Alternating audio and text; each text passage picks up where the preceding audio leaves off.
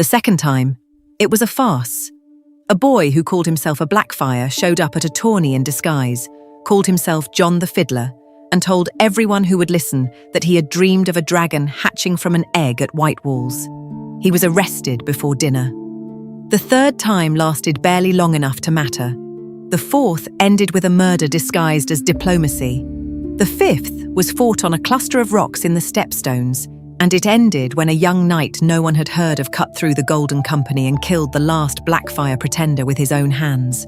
5 rebellions, 60 years, and every single one failed. But they kept coming. That is the strangest part of this story. Not the wars, not the battles, not the betrayals.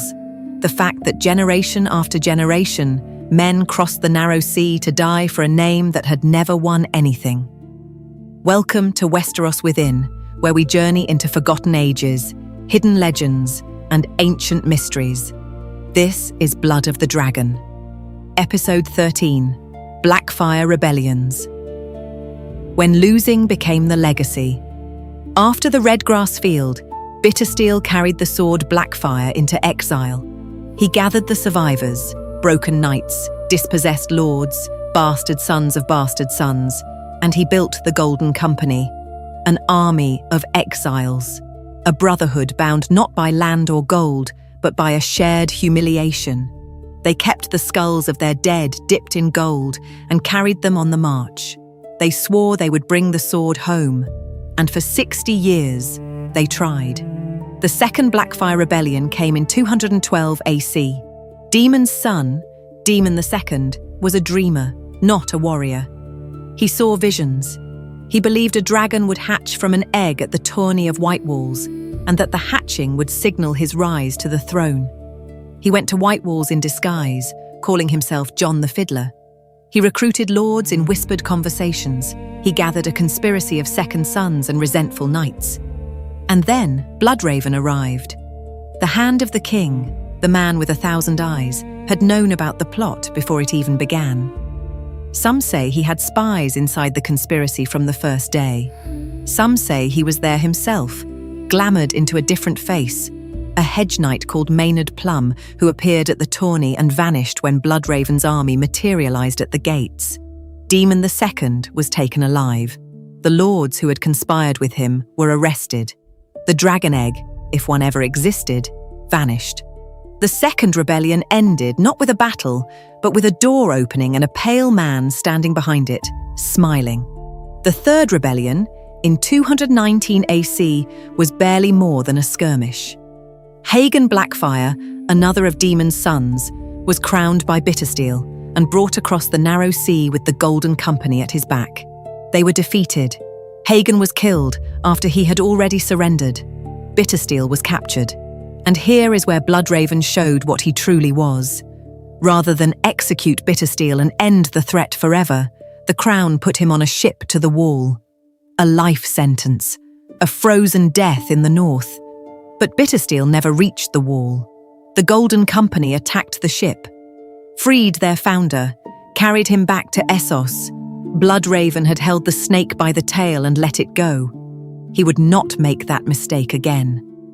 The Fourth Rebellion came in 236 AC. Daemon the Third, another Blackfyre, another dream. But this time, Bloodraven had a more permanent solution.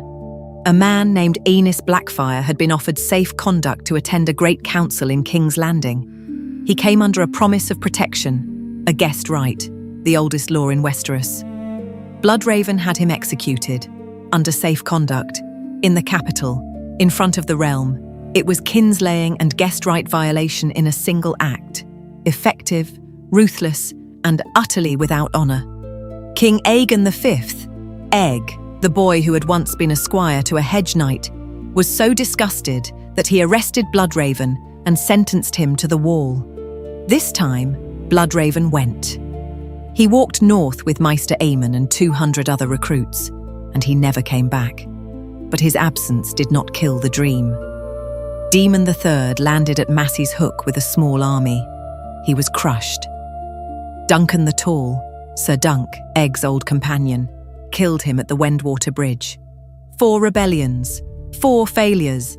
but the Golden Company still carried the skulls, still polished the gold, still told the story. And then came the fifth, the War of the Ninepenny Kings. By 260 AC, the Blackfyre cause had been reduced to one man, Maelys Blackfyre, called the Monstrous. He was enormous, savage and grotesque. A vestigial twin head grew from the side of his neck, small and malformed, bobbing as he moved. He had killed his own cousin, Daemon the Fourth, to claim leadership of the Golden Company. Ripped his head off with his bare hands, they said. Maelys joined an alliance of 9 ambitious men, pirates, sellswords, a pirate king and a Lycene banker, called the Band of Nine. Together they carved up the free cities and the Stepstones, and Maelys used the alliance to launch his invasion. But this time the Iron Throne did not wait. King Jaehaerys II sent an army to the Stepstones before Maelys could reach Westeros. The war was fought on a chain of rocky islands in the narrow sea, and in its ranks served a generation of men who would shape the realm for the next 40 years. Tywin Lannister, barely grown, fighting his first war. Aerys Targaryen, before the madness, still a charming young prince. Brynden Tully, the Blackfish. Hoster Tully. Steffon Baratheon. And a boy of 23 named Barristan Selmy. Barristan was young, unknown, unremarkable to anyone watching, until the day he cut through the Golden Company. He fought his way through their ranks, past knights who had trained since birth, past sellswords who had killed for coin since they were old enough to hold a blade, straight to Maelys. Maelys was twice his size. The monstrous head twitched and grimaced.